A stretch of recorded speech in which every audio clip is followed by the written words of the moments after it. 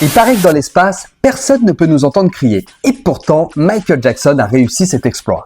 Accompagné de sa hargne et sa détermination, c'est avec sa petite sœur qu'il lance son cri de détresse pour s'en prendre directement à ses détracteurs, s'autorisant pour la première fois des grossièretés dans ses paroles.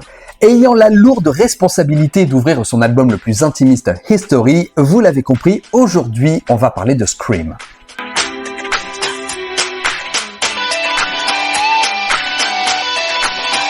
Dans cette vidéo, nous reviendrons sur la réalisation de ce duo tant attendu, nous parcourrons la création de son court-métrage étant à ce jour le plus coûteux jamais réalisé pour enfin évoquer les prestations scéniques.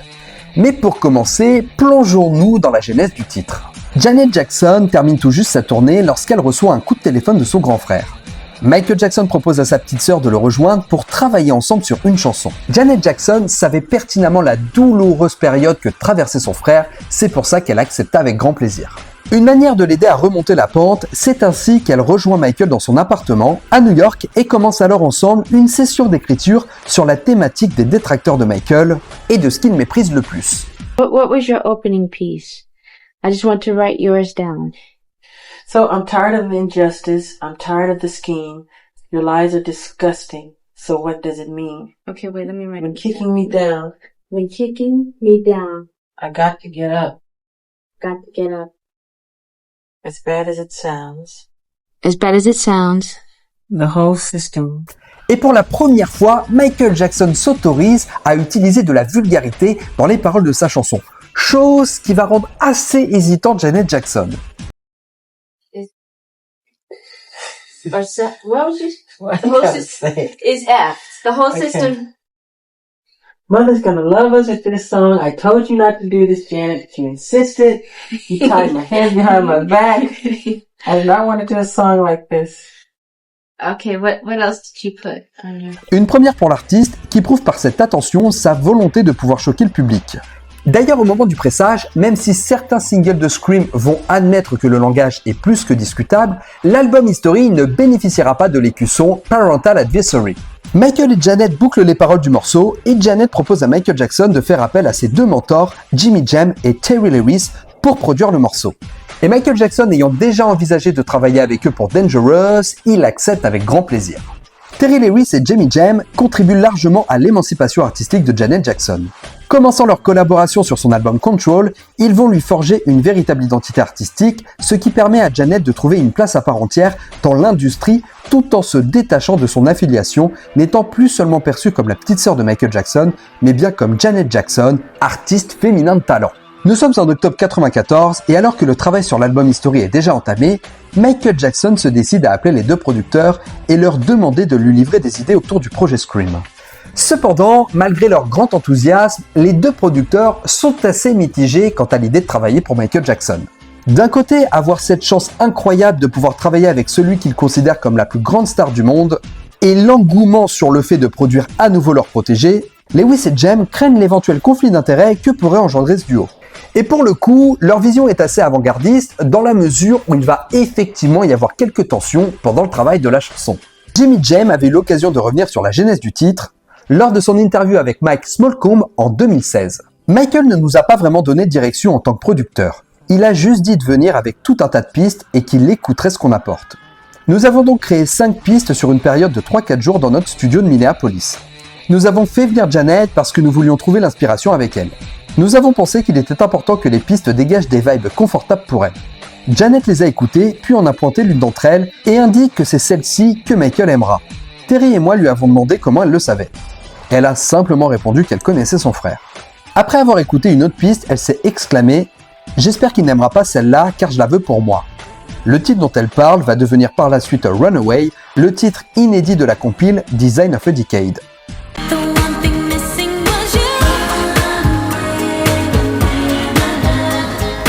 Piste en main, Janet Jackson accompagne Terry Lewis et Jimmy Jam pour la session d'écoute au Hit Factory à New York.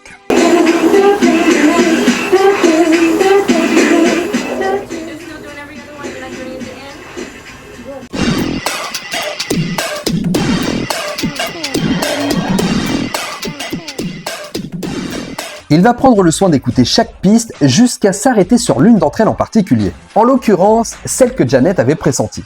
Et au passage, une des pistes créées va également être conservée pour devenir Scream Louder, le remix qui va être édité sur Blood on the Dance Floor. Une fois la piste choisie, c'est le lendemain que Michael, Janet et les deux producteurs se penchent sur la mélodie et le rythme du duo. Et malgré Michael Jackson, c'est à ce moment-là que va se faire ressentir l'ascendant qu'il va prendre sur la création de la chanson. Imposant de manière naturelle son identité et ses propres codes musicaux, proposant alors selon Jimmy Jam un ton trop bas pour Janet. Cependant, même si la chanteuse ne semble pas affectée par les choix de Michael, Jimmy Jam et Terry Lewis mettent un point d'honneur à ce que Janet Jackson soit bien mise en valeur dans le titre. Ne voulant pas faire d'elle une simple invitée, ils arrivent alors subtilement à arranger les mélodies pour que les voix de Michael et Janet ne prennent pas l'ascendant l'une sur l'autre.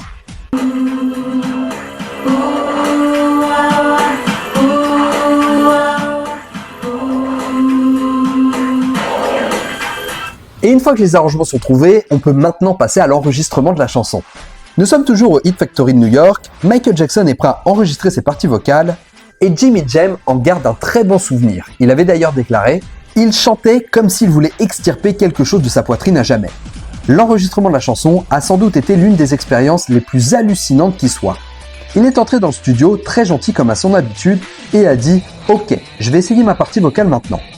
Et là, au moment où la musique a commencé, il s'est transformé en véritable diable de Tasmanie. Il était une personne complètement différente, il piétinait, il applaudissait, ses bijoux claquaient, tout ce qu'on est censé éviter en studio. Terry et moi étions subjugués.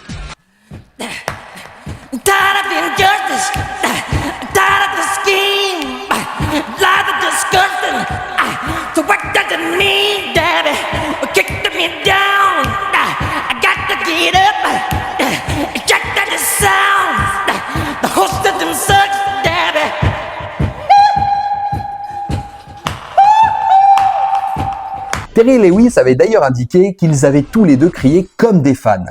Il a totalement cloué la chanson du début à la fin. Janet s'est penchée vers moi pour me murmurer qu'elle préférait enregistrer sa voix à Minneapolis, n'osant pas passer derrière son frère, et pour le coup, je ne l'en ai pas blâmé.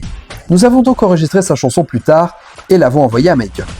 Michael Jackson va par la suite écouter l'enregistrement de sa petite sœur et va déclarer « La voix de Janet est vraiment très bien, où l'avez-vous enregistrée ?»« À Minneapolis. » « Ok, je vais venir à Minneapolis pour moi aussi enregistrer ma voix. » Jimmy Jam va d'ailleurs expliquer qu'après les mots de Michael, une sorte de rivalité inconsciente va s'installer entre Janet et Michael. Une fois les enregistrements terminés, c'est Bruce Sweden qui s'attaque au mixage de la chanson. Il va d'ailleurs être accompagné de Steve Hodge, qui, habitué à travailler avec Janet, permet également d'accoler la signature de la chanteuse avec l'ADN de Michael Jackson. La chanson est finalisée et selon Jimmy Jam, c'est lors d'une fête à Neverland que Janet Jackson tombe sur la version finale. Cependant, celle-ci s'interroge sur le résultat, trouvant sa voix beaucoup trop faible, espérant alors qu'il ne s'agit pas du mixage retenu pour être édité sur l'album. Jimmy Jam pose alors la question à Michael Jackson, mais a priori, celui-ci essayait plutôt de noyer le poisson, faire comme s'il n'avait pas compris la question. Janet demande à ses équipes en urgence de récupérer le mixage pour retravailler la voix de la chanteuse sur le titre. Et comme vous le savez, Michael Jackson aimait démarrer les promos de ses albums en commençant par un duo. En l'occurrence, celui-ci était tout trouvé non seulement pour introduire l'album, mais en plus en être le premier single. À l'époque, l'annonce d'un duo entre Janet et Michael Jackson laisse un engouement incroyable pour la presse qui se hâte de vouloir découvrir le titre, projetant déjà l'idée d'un match-up extraordinaire entre les deux Jackson. C'est donc naturellement que la promo du titre va s'accompagner d'un court-métrage.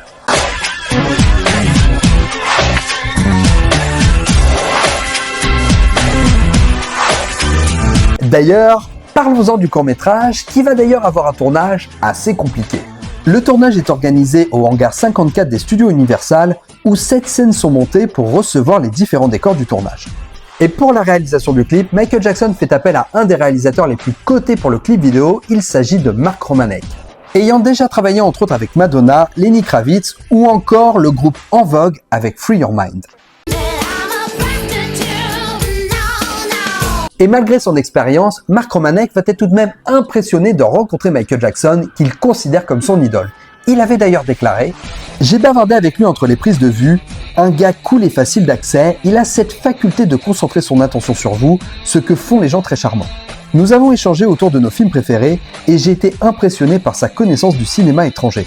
Quand est arrivé le moment de jouer devant les caméras, j'ai assisté à la transformation de ce type assez simple en une sorte de surhomme divinement possédé. Une transformation vraiment surprenante, voire métaphysique.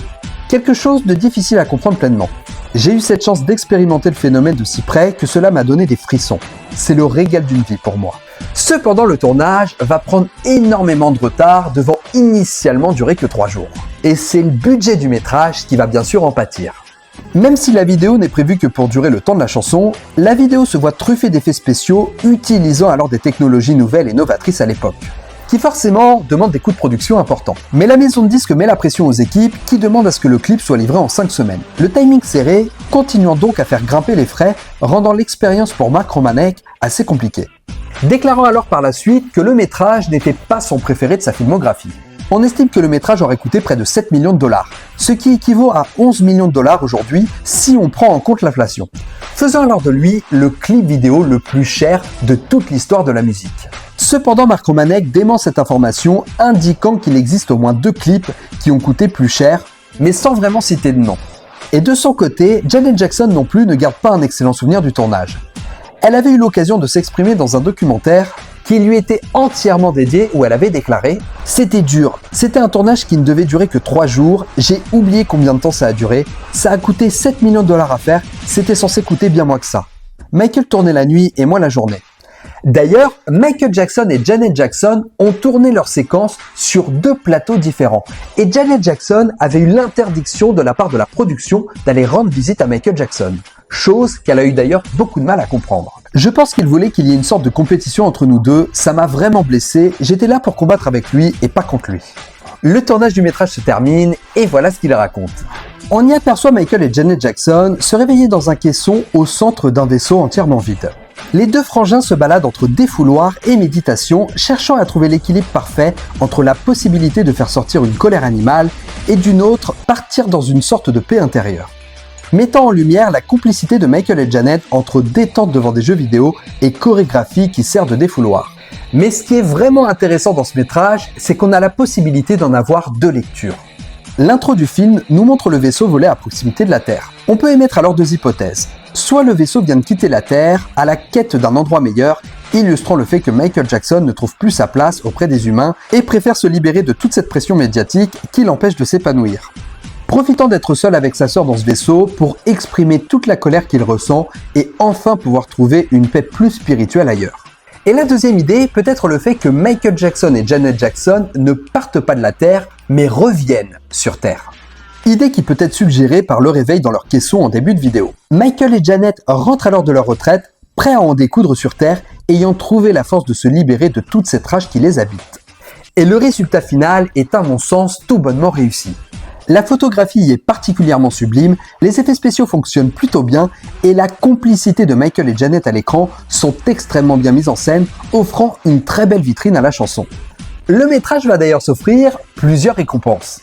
Mark Romanek reçoit un Grammy en 1996 pour la meilleure vidéo musicale et Michael et Janet Jackson se voient remettre 3 récompenses au MTV Video Music Award pour la meilleure vidéo de danse, la meilleure chorégraphie et meilleure direction artistique.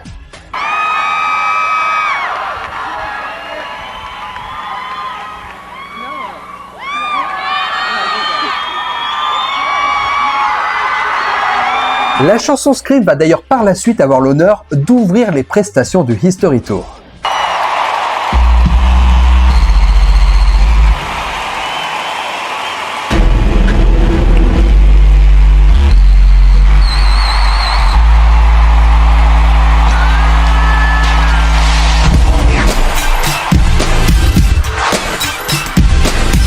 Avec une introduction qui n'est pas sans rappeler les notions du court-métrage, Michael débarquant dans un vaisseau après avoir exploré l'histoire de sa carrière.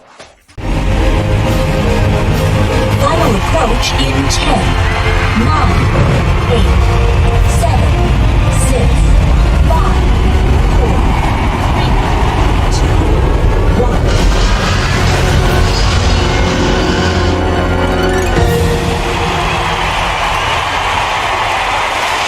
La prestation de Scream se veut intéressante, mais toujours affaiblie par le playback. Cependant, Michael Jackson s'illustrant en solo, celui-ci interprète certaines parties de Janet, offrant alors une ligne inédite par rapport à la version de l'album.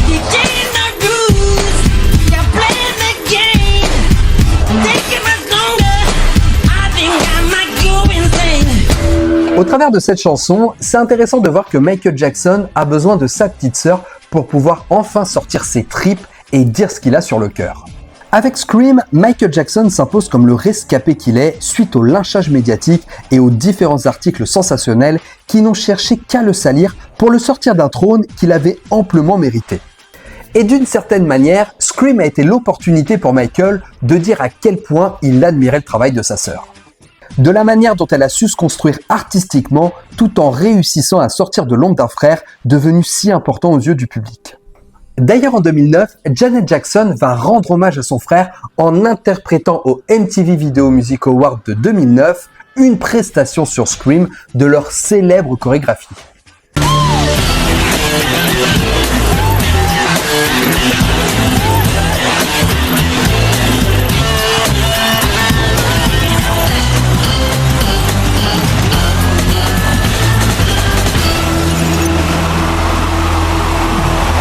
Scream est un cri de détresse, une déclaration d'amour à sa sœur et était le choix parfait pour annoncer la couleur de ce qu'allait être l'album History. Et c'est là-dessus que nous terminerons cette vidéo. Merci beaucoup de l'avoir suivi jusqu'au bout, j'espère qu'elle vous aura plu. N'hésitez pas à liker, partager, commenter, c'est ce qui aide le plus la chaîne. Vous pouvez également devenir membre soutien et avoir accès à du contenu en avant-première. En attendant, pensez à vous abonner pour ne pas rater les prochaines vidéos. Moi je vous laisse, ciao les amis. Ain't nobody gonna stop.